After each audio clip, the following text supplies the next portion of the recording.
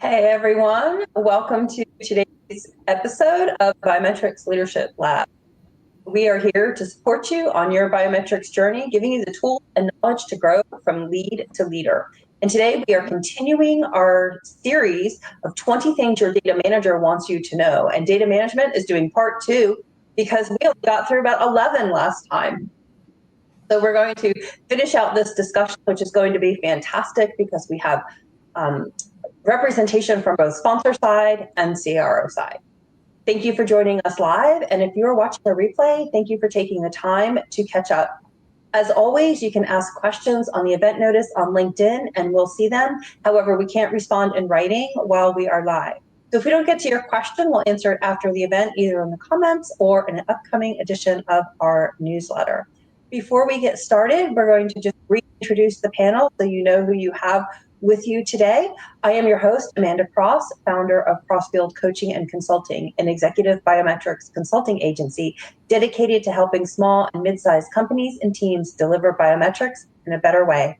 With decades of experience in clinical research, from statistician to chief operating officer, I leverage my cross-functional experience and training to help teams integrate, communicate, and collaborate to improve their service delivery, as well as helping functional leaders professionally develop themselves and their teams. I'm going to turn it over to the panel to introduce themselves. Deb? Hi, I'm Deb Cole, and I am the Associate Director for Data Management at AskBio. I work in a small biotech company that is a wholly owned independent subsidiary of Bayer, and I am currently working on gene therapies for Parkinson's disease. I have multiple decades, maybe I could say 30 years of experience in data management, and I'm always looking forward to the opportunity to share my experience and to help others in their journey as a data manager. Audrey? Thanks, Amanda. Hi, everyone. I'm Audrey Erasmus. I'm currently the Senior Director for Project Management Office. I started my career in data management, so I have about, it's going on 15 years experience now in the industry. And similar to Deb, I also really love to share my knowledge and help people develop in their careers. Thank you. Johan?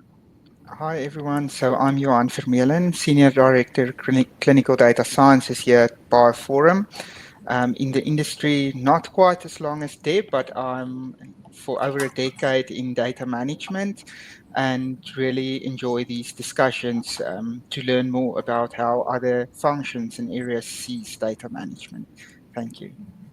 Thank you. And it looks like Michael, unfortunately, wasn't able to join us right away today, so we'll see if he's able to show up. But I just want to, take a minute and say, look at that. We have almost a century of data management and clinical research knowledge sitting in front of you. Not to make us feel old, but there we are. So we're going to pick back up with what your manager wants to know. And first up in part 2 is early engagement leads to better outcomes. Who wants to jump in on that? Okay, I'll start. So I think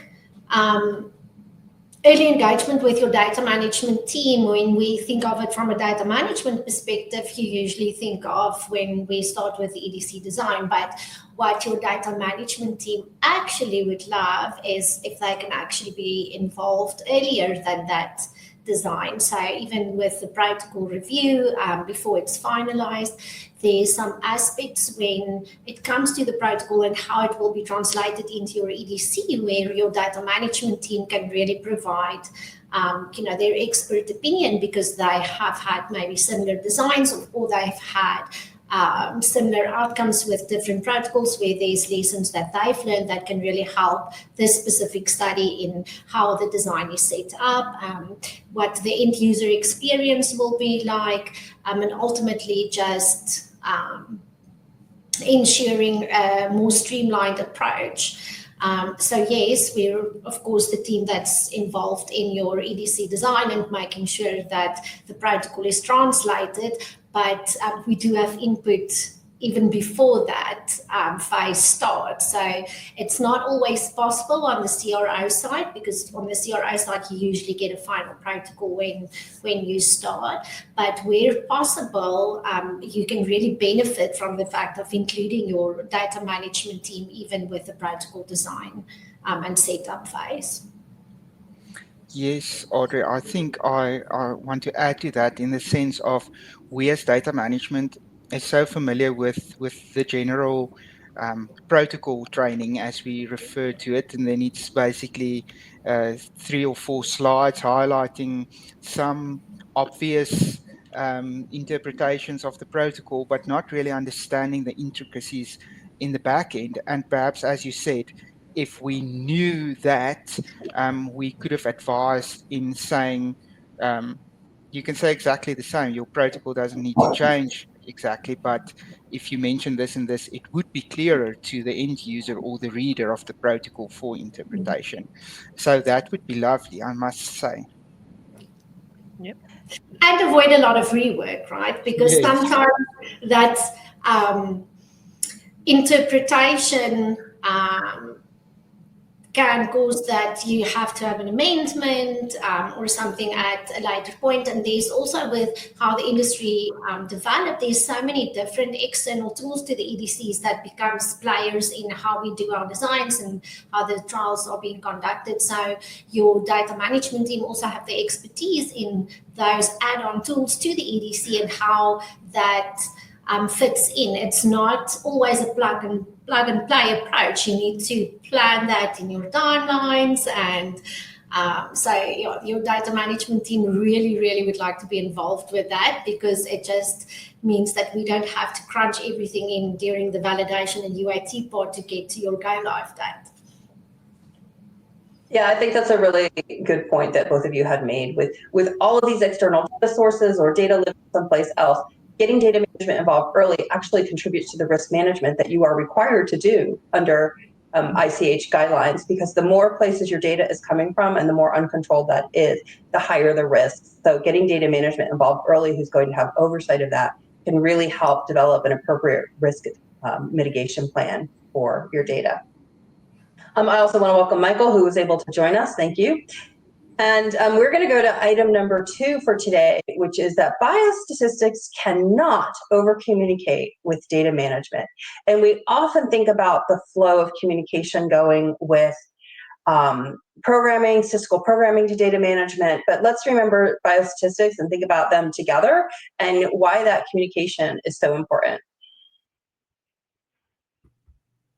Yeah, from my perspective, we actually have data management biostats meetings multiple times a week just to communicate what's going on our studies, talk about timelines, talk about what everybody needs to ensure that they can meet a deliverable timeline. And those are, just maybe not end of study deliverables, but maybe you've got a DSMB coming up or someone needs some data for a presentation. All of that discussion is so critical. And what is BIOS doing with your data? So we've had some incidences where we thought we were collecting, and it goes back to what we were talking about just a second ago. We thought we were collecting the data in a way that the biostats team could use it, and then they started doing the analysis, and we had to go back and we had to issue a few more queries than maybe we were anticipating, just because we needed clarification that it was actually being collected in the way that biostats was expecting, so that they could do their analysis, and that leads to better CRFs. So the more you're talking together and the earlier you're talking together about what you need and how you're going to use it, the better your data is going to be in the long run. Something that I think that is important for the teams from the different worlds to understand is that we look at different aspects of the data, right? So the Pinnacle 21 that gets run by the biostatistic team is not necessarily all of the edit checks that we cover. So sometimes there will be fallout from that needs to be reviewed, and you have the possibility of impacting a deliverable if that output is not shared in advance with your data management team to look at.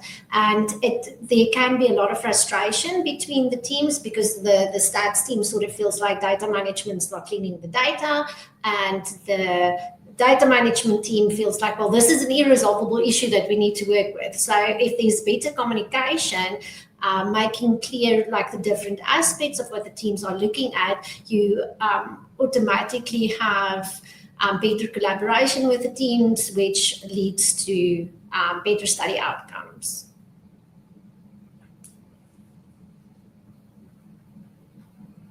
Let's keep going on the communication theme and saying, talk to data management, right? I mean, people who've worked with me directly know what a proponent I am of having communication and talking to people, because it clears up probably 95% of miscommunication when you can go back and forth.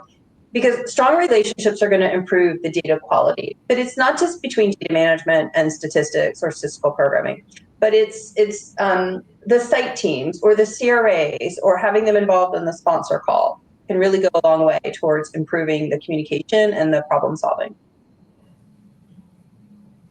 Yeah, people are always surprised when I am willing to get on a call with the site to work through their data issues. Because sometimes it's just frustration with the system and they don't quite understand it, or they're not in it enough, especially the investigators, right, when they have to come in and do something in there.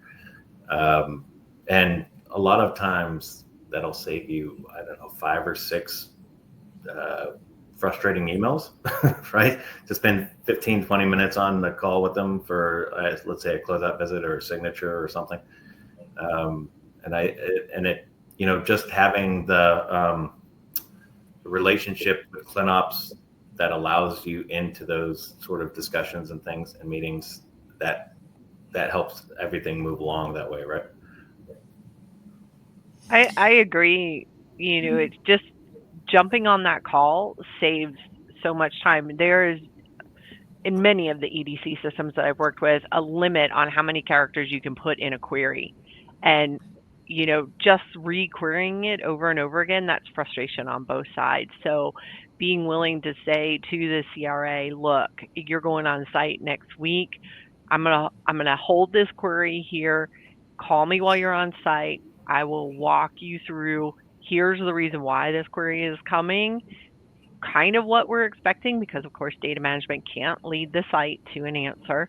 But you know, let's work together to make it better, and you know, just be there. Even though most of my companies that I've worked for more recently, like data management doesn't have direct contact with the site, but we have to go through the CRA. But I'm happy to jump on calls. I've been on calls at 3 a.m. to talk to our European team or our Indian team to get things resolved and get them moving along, versus back and forth on email that can take days, weeks to get resolution on. And I think it's important that it's not only applicable to your site, your clinical staff, right? We have the same scenario with vendors where you perform reconciliation and you have that one issue that just goes back and forth on the recon log.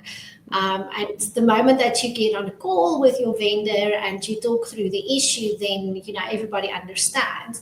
So, and I think irrespective of the function that's involved in clinical trials, Amanda, you can give some insights here, but everyone actually wants to be talked to. I think it's just, if you're new in a group, don't be afraid to be the one that initiates contact.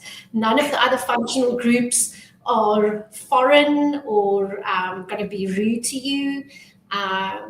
It's just everyone wants to have that contact, but everyone's sort of busy, so you can initiate and ask. And I think the one thing from the data management group that I've always seen is we love to understand, like Deb said, what are you going to do with the data? So we might not have a full grasp of a specific process that's being done in the statistical team or in the medical writing team, but if we have a better understanding, that helps us to help you.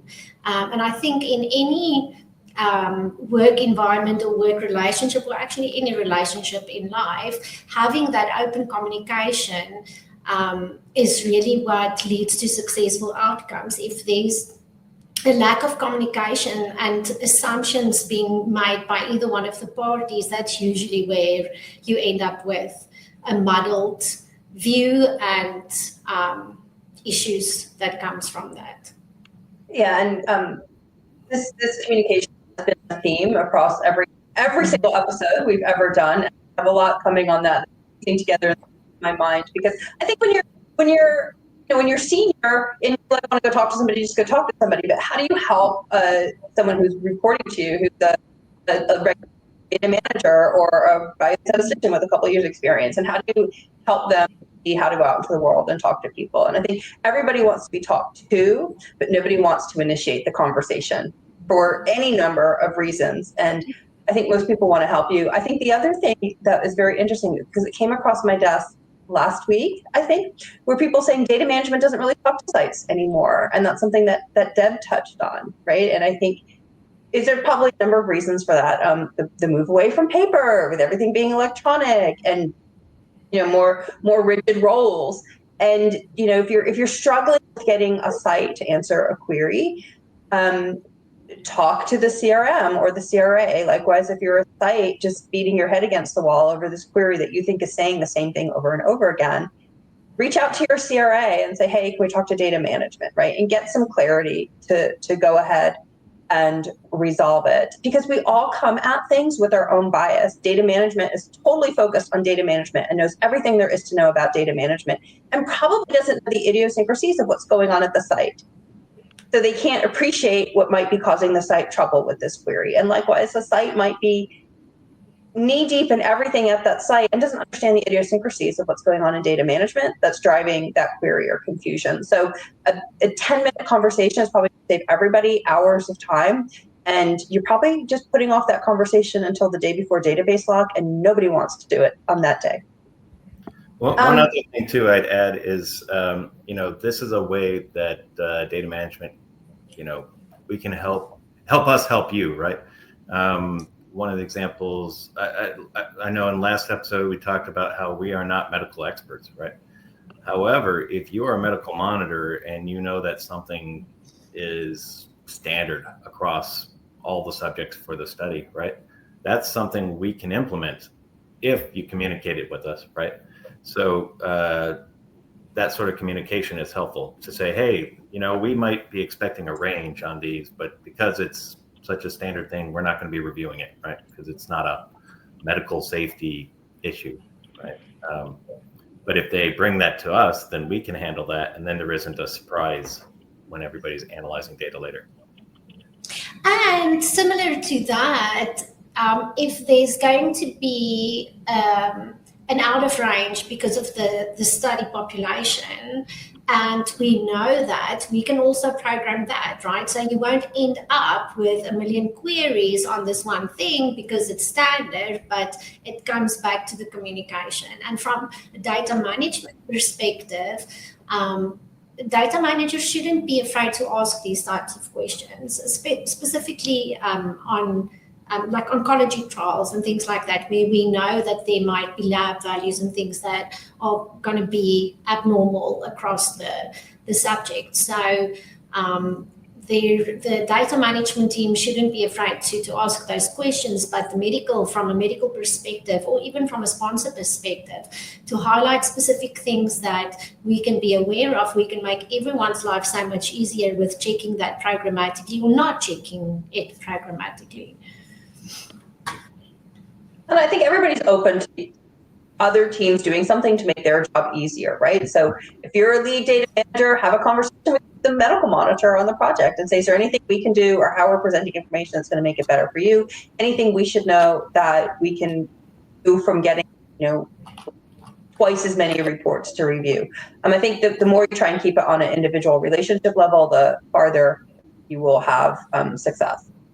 We're going to go up to the next one now, which is, we love timelines and trackers in data management, but, and I'll be the snarky one to say what that but is we don't know the timelines and trackers for your job, as well as our job. And I know that sounds kind of rude, but I think because data management is so focused on timelines and what's going on, people just automatically in their heads extend it, I think, to understanding all of the timelines going on in a study. I think from my end, if I think outside of data management, for example, I must honestly tell you, when I joined the industry years back and I saw a timeline, I was quite intimidated to help out what is going on here. And I think we within data management is so focused on trackers and timelines that it's part of our everyday use, right? And now you send this bonky document to a clinical team to give input, but 70% of that document is not even relevant to them. So I think, again, we're back to communication, but to clearly set expectations and understand them, or make them understand what their part is pertaining to that 7-pager timeline, for example. So clear expectations on when you provide something to the rest And, of the and functions. impact as well, right? So we, like Amanda said, we don't know your timelines. We don't know if there's something specific with regards to your TFL deliverable that you've been communicating with the sponsor on. So if the database lock date moves out, that impacts that. But there might be other aspects that's a dependency, or that can have a domino effect. So if we know, we can help you meet whatever deliverable it is that you are working on by building that into the overall timeline, or making sure that whatever the data management team is doing doesn't negatively impact the outcome that you're or the deliverable that you are working on. I think as the more senior leads and data managers have a better grasp of what happens after the lock, what impacts what. But we, like Johan said, we were all junior ones, right? We all opened up that timeline in MS Project, and it was very intimidating. So if it's better to communicate as if you're speaking with someone that doesn't really know, and give more information and make sure that everyone is on the same page, than giving high level information and having the risk of something being impacted and you missing a deliverable. Yeah, I would totally agree, but I want to add the caveat that typically within a study, data management doesn't own the study timelines. We are a portion of the timeline, so we should be feeding our timelines up to the project manager or the ClinOps person that is holding the overall timeline. But you still, like everybody has said, have to be able to talk with everybody and explain that, okay, we're expecting this last sample to ship from the site over here to our repository, and then it still has to ship off to the analytic lab. So, hey, BIOS, if you get the analytic data 6 weeks after that, is there an impact to the clinical database lock, as an example, or do we hold the clinical database lock to our standards and accept that data from the analytical lab is going to come in after the database lock, and things like that? Or, hey, this is go live, but y'all have to do UAT. So if you haven't looked at the database, then we, can't say that UAT is done. It all feeds together, and as we are part of the team, that topic that we talked about earlier about communication and talking, it's not just talking to biostats, it's talking to the medical monitors, it's talking to the ClinOps team, it's talking to the CRAs about a review of the CCGs before we go live. Hey, help us out. This is going to make it all better for us. Data quality, Amanda, you put these all together so that we would talk about this all in one big package, didn't you?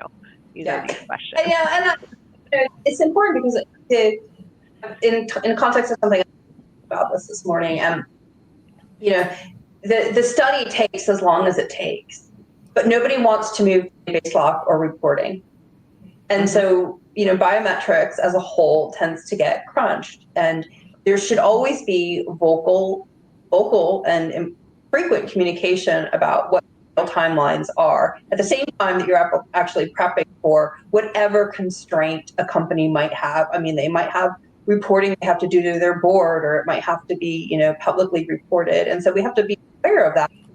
But even you talk about a late lab sample. So the patient visit is on Friday. You probably don't have that data until, sometime mid-late next week. You can't actually lock the database a day after the last patient visit. And walking through that and helping people and if the database lock is late and then BIOS reporting is late, then that becomes an issue. And how do they compensate for that? And medical writing, trying to write a report, on tables that are now a month past the original date, but the sponsor still wants a CSR. So it all has a knock-on effect, and you have to talk about timelines early on. I think it's really important for PM and ClinOps to include data management, any other functions within biometrics into their discussions about what's going on. I mean, it's even basic, but I'll use the example. Like, does data management know when all your monitoring visits are coming up so they can make sure that everything has been addressed and is back out at the site? It's certainly easier to do now in an electronic world than it was in the days of paper. But these things that are so important, we don't want a CRA to waste time at a site because data management hasn't gotten through data reconciliation or medical coding and gotten queries back out.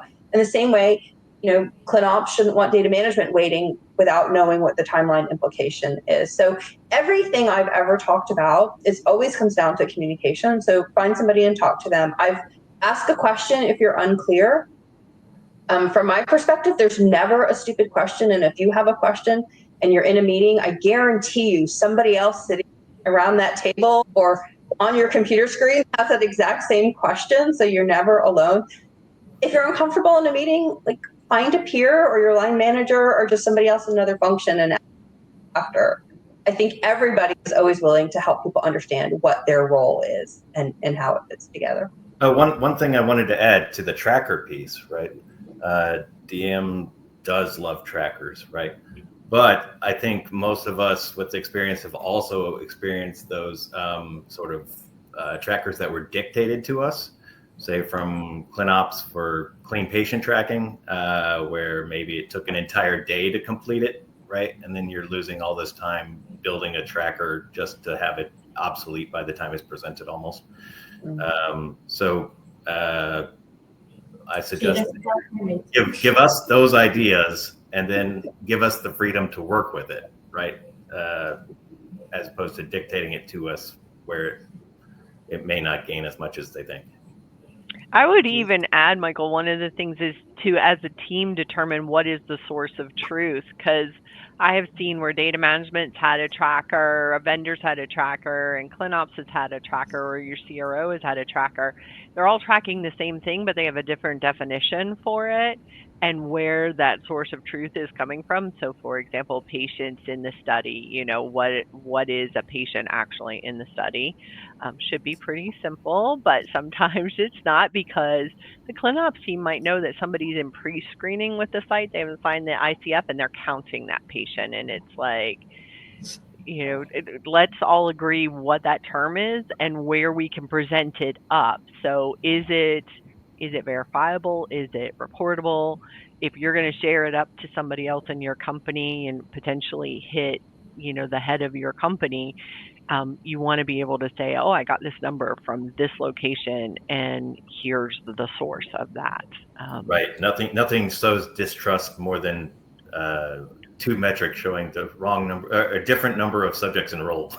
Yeah. And probably neither one is right. So some of my favorite phrase, I think Audrey probably knows this, when you say XYZ, I am interpreting that as XYZ. Is that what you meant? And you would be surprised the number of times it comes back where that's not what somebody meant. That isn't how they define it. So even, talking about all of our experience and years at the start, and I think Deb, you probably would the same, even 20 years in, people are still defining completely differently, and it makes sense to them in their world, but it may not be the definition that needs to be presented to another group.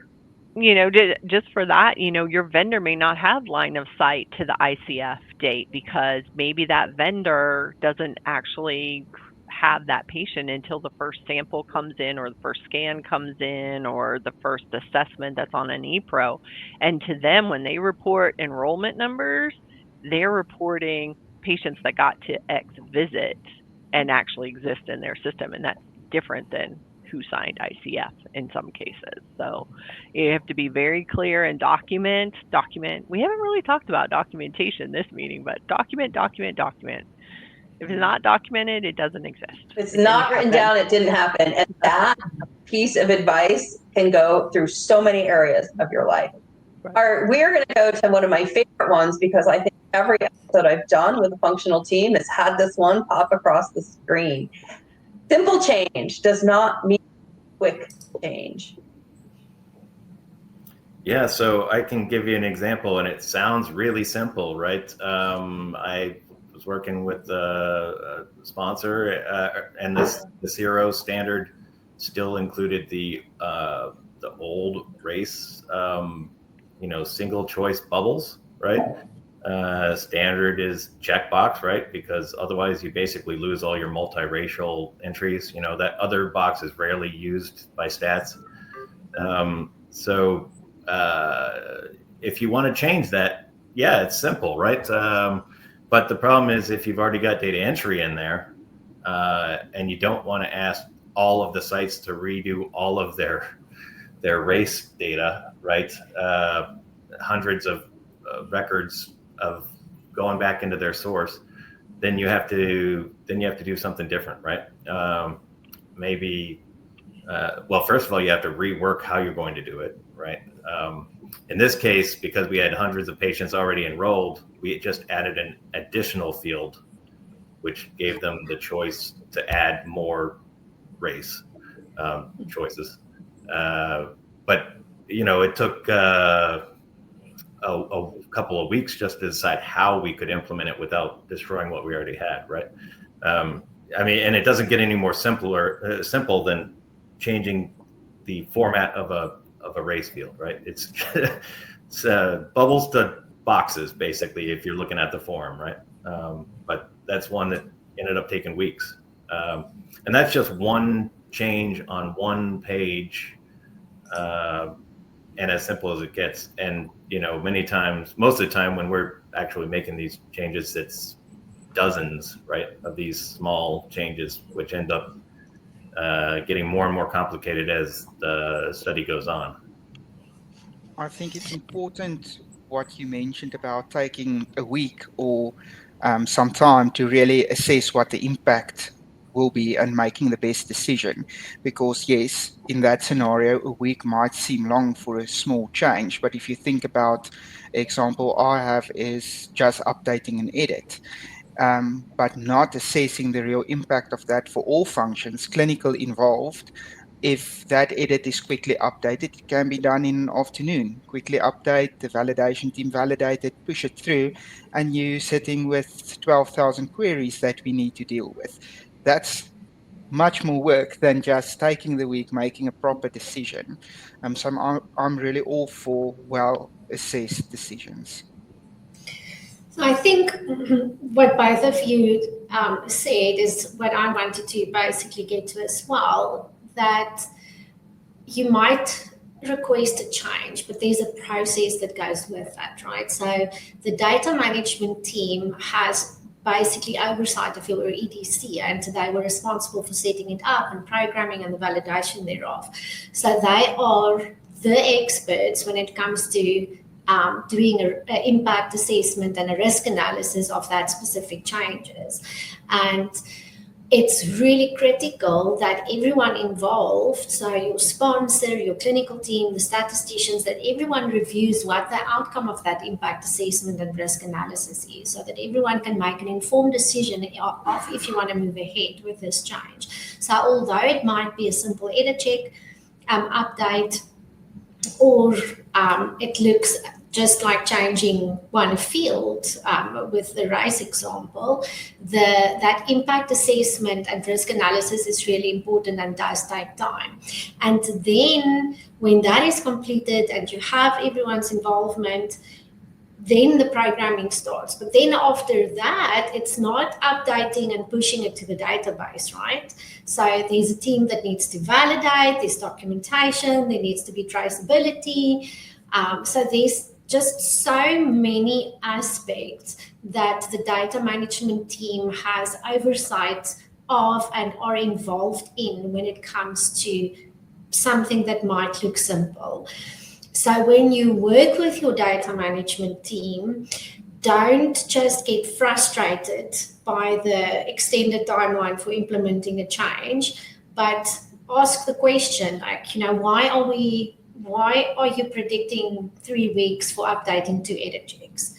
And there might be a logical reason. You might be able to take some of the days off, but it's really, I know from someone else's perspective, it might seem that it should take 2 days. It's simple, but there's a lot of aspects from a regulatory perspective as well that needs to be done before you can just put changes into a database. And the last thing that you want to end up with is your sites losing data, having more work to be done by the clinical team, data that's not interpretable by the stats team. So there's a lot of things that needs to be considered.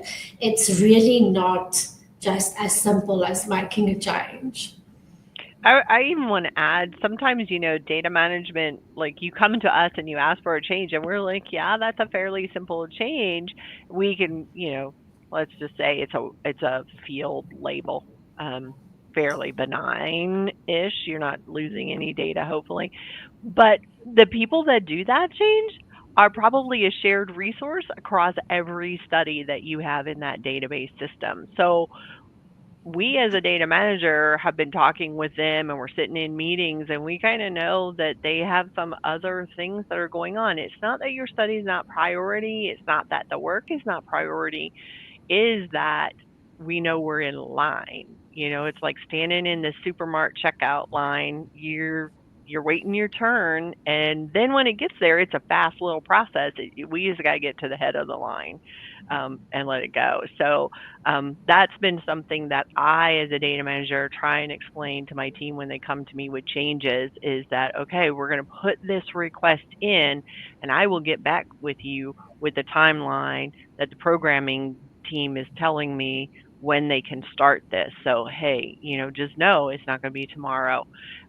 If you talk to your team up front and you give them that information and set that expectation every single time they request a change, hopefully there's a point where they're like, okay, Deb, we know it's going to come down the line. Just give us the timeline. And the communication, again, keep it going, open the door.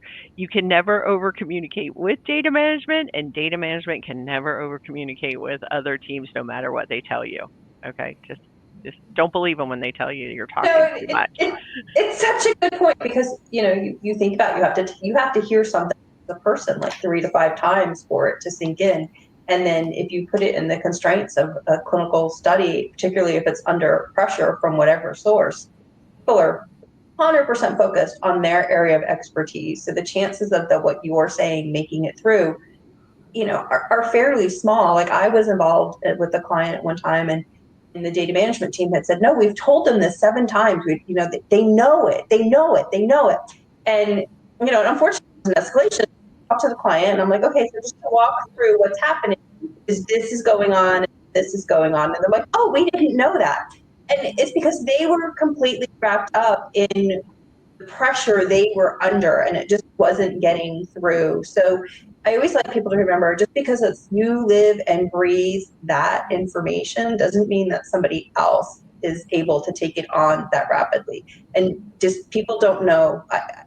Classic Amanda, I think everybody knows what's going on in my brain, but people don't know what's going on in your brain and in your role. So you have to be able to talk to them and help them, just work through it together. It's not like you're lecturing them. It's just like, hey, let's have a conversation about what's really happening. Okay, and we're kind of going to kind of talking about timelines, and we're going to go on to the next one, which is timelines are not flexible without risks. And I think the converse of this is, sure, timelines are flexible. Which risks would you like to take in order to accommodate that quicker timeline that you now need to have, if we want to put a positive spin on it? So I think the first risk, or the biggest risk that we get if we try to compress timelines, is the quality of whatever we're doing, right? And that should always be a concern if you work in clinical trials. So, and I think it's important that all the functional groups understand that, that to a certain extent we can try and cut on timelines, and we really want to help. But there's only so much that we can do without putting your study at risk. So if your data management team do push back, it's not because they're being difficult. I can guarantee you that they did go back. They looked at the validation timelines. They tried to cut cycles. They tried to put validation and fixing the first round of errors in a parallel process to try and make it work. But at the end of the day, the data management team takes accountability for that EDC system that they designed or the review that they completed. So they need to make sure that whatever the outcome is of the quality that it should be. And that's why it's difficult. So you can have compromises, but you really need to understand to what the impact of that is going to be in the long run. So instead of saying, if we have a deliverable for a DSMB, you can have compromises of rather having your data management team focusing on the data sets that's going to be important for that specific deliverable. That really helps so that your deliverable that you meet the expectations of your deliverable, and you can have a second review cycle later looking at the rest of the data. But that brings us back to the communication again. If we know what your board is going to be looking at, we can actually focus our efforts on that without compromising quality and meet your timeline. But yes, I think the biggest one here for me is the moment that you start cutting on timelines, you start compromising on the quality, and the data management team will try and compromise as far as they can, but there's going to be a point where they have to push back so that they do not compromise on the quality of the trial. So Yes. I would say, the classic project management rules, right? If you're going to, you have to have the resources, the time, or the money, right? And we're talking about shortening the time, and we know they're not going to want to pay extra to get it done on time, right? So that leaves manpower. And classically in DM, that's what they've done, especially at CROs, right? They piled on a bunch of people who were on projects that were in maintenance phase and helped them close it down, right? That doesn't really work anymore because it's just a fact that trials have gotten more complicated, right? And as they've gotten more complicated, you don't have that time or ability to train 6 new people to work on your trial for the next month. You increase the risk if you do that. If you have a very complex oncology trial midway through design and you want to pull in your database go live date with 3 weeks, and the request is just add more resources, the risk of things getting broken with adding those builders into that EDC that has already so many intricacies is much higher than sticking with your resources that's been in all of the discussions, understand the setup, the design. So it's when you started talking, I was thinking we should just say this: adding more resources doesn't help necessarily to meet your timeline. Right, unless they've experienced on that trial before, or in that exact indication or that setup, right? It does no good whatsoever if they don't have experience in the current version of Rave, for example, right? And you're working in a Rave trial. it's just not helpful then. Yeah, and then the other piece too is We sometimes have flexibility, right, to push our teams to move schedules around, right? We have a lot of times international teams, right? We can push on their timeline and things. But the trick often is there are things going on in parallel which are less flexible. So, for example, we might be able to move our DM team to move up our monthly reviews or biweekly reviews, or make it biweekly reviews, right? But is the medical monitor team also going to do that? If they're not, have you really gained anything, right? If there's still subjects on trial, so I think you have to look at it a bit more broadly than just what can DM do, because if you do look at what DM can do, then you're only going to get small gains. A similar example will be if you have a go live and your DM team basically can pull in the go live date, but your IRT vendor that needs to integrate cannot. So you're not gaining anything with that. Right, you're just adding stress. Exactly. And you're still taking years off your life. What's always important for me is, yes, there's risks being created for data management taking in timelines. But before we get to that, for me, it's important to understand what your risk is. What is driving the timelines to be drawn in? And really then assess what the risks are. Because if I understand your risks, I can really explain what mine is. And if we know, for example, with a database build, there's a first patient in, again, back to communication, we can sit and think, can we help you mitigate your risk by being flexible with our process, perhaps, instead of just creating another risk? Like doing a split build or something like that. Exactly. I mean, we all have those scenarios. It's not ideal, but there's stuff that we can do to try and accommodate. So what your data managers really want you to know is that when we do push back on a timeline, it's not just because we're being difficult. There's reasoning behind that. But if you come to the table and you bring, like Johan said, your risks, we can maybe help find a way to still accommodate what you need without compromising the overall quality of the trial. But within our sections of the data management timelines that we're responsible for, we're also responsible for the quality of whatever we do. So we cannot just cut timelines and make things work for a specific reason without compromising on the quality. And that's usually where the team would start pushing back, because they need to be responsible for that data. And I think this is really important if you think of it in terms of the CRO sponsor relationship, right? It's different if it's a sponsor doing it all in-house and how they're navigating it versus if it's a CRO and a sponsor. And, I want to focus the conversation and wrapping this topic in terms of, for some reason, there's been a shift and it's impacting data management. It's not a data management quality issue. Like, there was a problem getting the database live, and if it hadn't been that problem, it would have been on time, right? We're talking about, let's focus on lock because that's easier, where the study progressed a lot longer than was expected, but for whatever reason, the company still needs to lock on time. So part of the advice is, as a sponsor, it's really appreciated CRO side if you're upfront with what's happening. We know the study went late.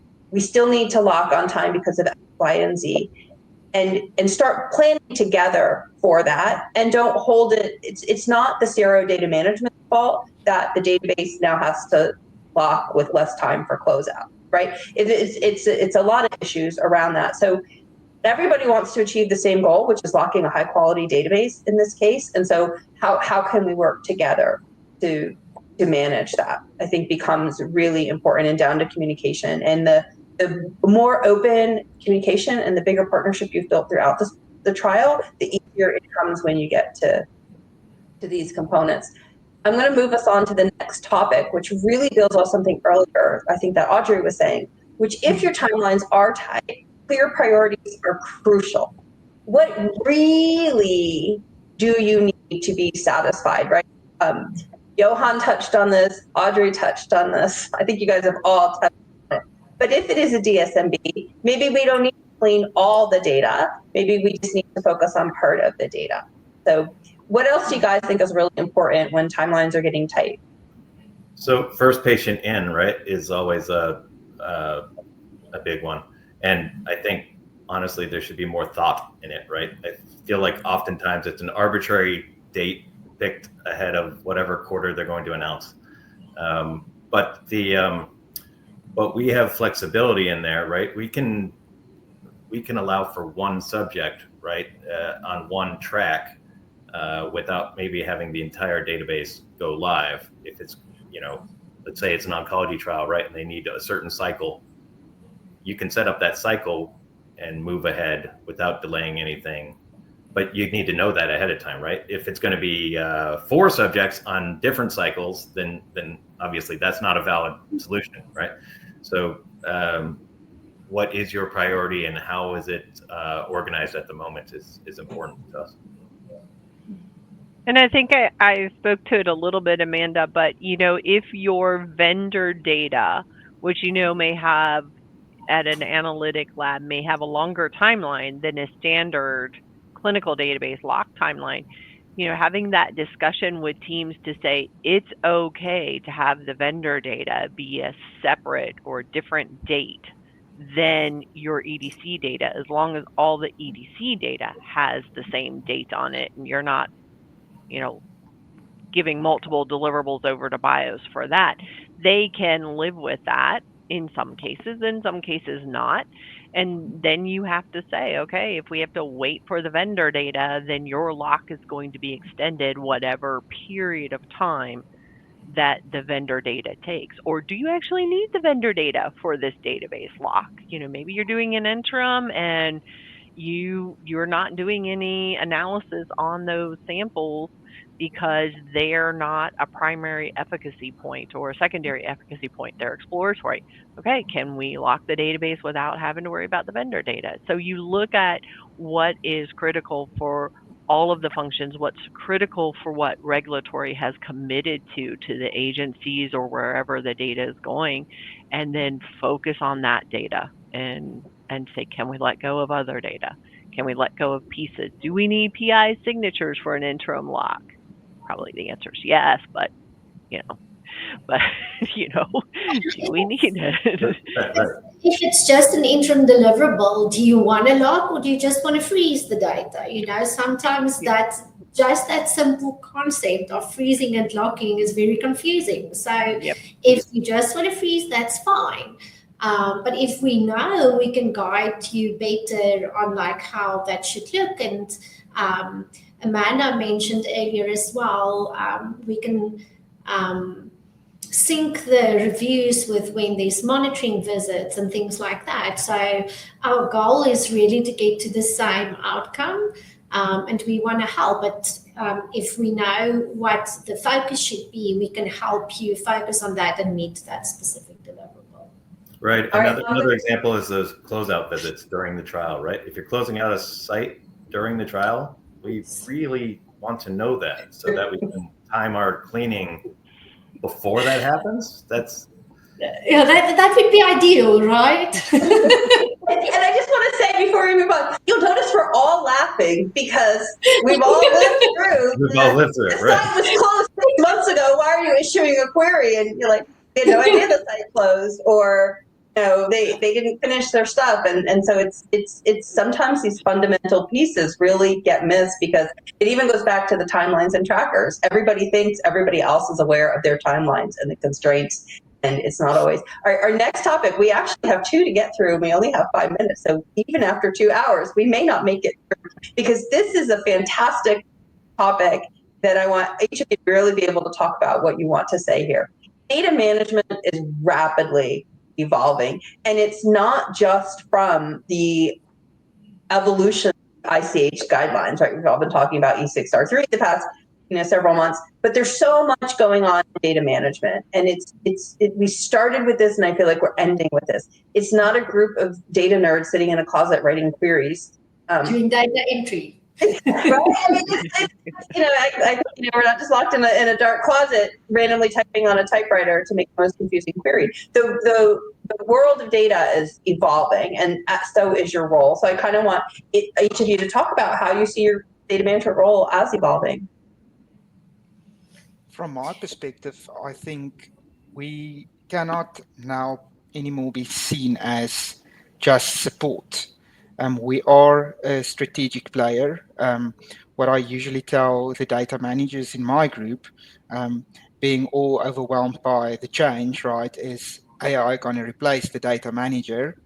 No, if you are willing to change your seat at the table, you will have a place. And I think that is important to grasp, to grow with what is being offered to us. That would be my take on it.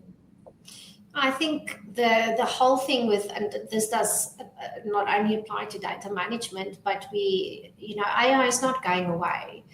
And you will be replaceable if you don't evolve with it. That's what it comes down to. So we inherently do not like change, but the only thing that's constant in this industry is change. So, it's just something that you have to deal with. And I think from when I started, there was someone in my team that had a nursing background, and she was the ER nurse and never really worked on a laptop. And I was sitting reading SOPs, and she had a ruler on the screen to try and go through lines of queries. And that's where we started. And now we have these data management tools or visualization tools that really enable us to look at data holistically. We're not just the teams are not just going to be sitting there raising queries. Like Johan mentioned, we have, I think, a real seat at the table. We have real value to bring. And if you're a data manager today, you should be really excited to learn and grow with this evolving industry. And there's so many online courses and stuff that you can start with. And it's really going to be, I think, a very exciting field to work in. And there's going to be so many different aspects that you can make a difference in. And the one thing that it's always difficult to explain to someone when they ask what you do as a data manager. But we have, although we're working with the data, that data makes an impact in someone's life in the future. And your role is becoming just so much more crucial with how it's evolving. We're getting that seat at the table. We're getting a voice that I think data management should have had a long time ago. And for me, it's really exciting to see. So I think if it was me 15 years ago, my advice to new data managers will be to not be afraid to learn new technologies and tools and develop with the AI revolution. I'm sure it was the stage where people were driving with coaches and cars were really scary. So, and look where we are now. So it's just that it's always evolving, and you can evolve with it if you don't want to be replaceable. And I think that's good advice, regardless of how experienced you are as a data manager, right? And any data manager is going to need to evolve. All right, Michael, Deb? Yeah, so I think the role is already and will continue to become more and more overlapping with sort of the data scientist role. It started already in the visualizations, right? Which is part of the data science role, creating those visualizations, right? We have tools to create them now that make it simpler, but that analysis and our experience with it is going to be more and more towards that data science and sort of reducing variability, I think, trying to see if we can improve that p-value and improve the closeout timelines, that sort of thing.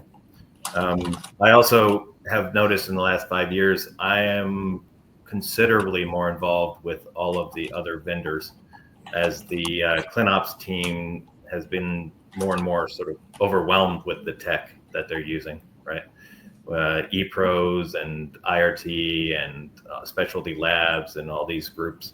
And they increasingly don't really have the communication and understanding of those specs. So I'm pulled in there quite often now, whereas it used to be sort of rare. Yeah, Debbie, and Michael, that was what I was going to say. You know, from when I started in this industry, like, I think there's a statistic that 80% of the data was in the EDC system, and now 80% of our data is coming from outside vendors. So we've Right. really taken on that technician role or that scientist role of how do we integrate this data? How do we integrate it into like a data warehouse versus into EDC?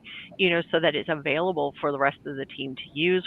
It's available for our visualizations, and I'm very excited about it. I'm a little bit scared about AI sometimes, but I use it more for my meeting minutes, so I'm getting more familiar, but that's my little insert into it. But I love my visualizations. I can do very nice visualizations in Excel without having to do Power BI, but the Power BI ones are beautiful that my partner here at the company does. And visualizations tell a story, and people can see things very rapidly that they don't see in just a listing of data. I'm also much more comfortable with data science than, say, the LLM AI, right? In that the data scientist actually makes the decision still.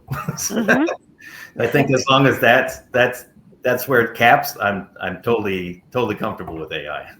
So I'll be talking about AI in the future because I think it's really interesting we are using AI and what we are doing and not doing. But I always say, role is not, some of what people do will be taken over by AI, 100%. But we work in clinical research, and clinical data is never straightforward as much as we would like to think that it is. So there'll always be a human in the loop.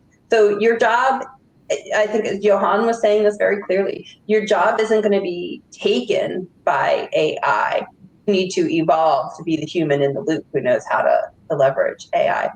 I'm going to end us here today because I think you guys have a great last word already in terms of how the role is evolving. The official count is we made it through 19 of the 20 things, so there's still one out there left, which I'll talk about online. We won't have another session on data management, but I want to thank the four of you for joining me because it has been such a fascinating and interesting conversation to hear from leaders in management about what's working, what's not working, and how to work better together. So thank you all very much for joining me. Thank you very much. Thank you. Thank you, Amanda.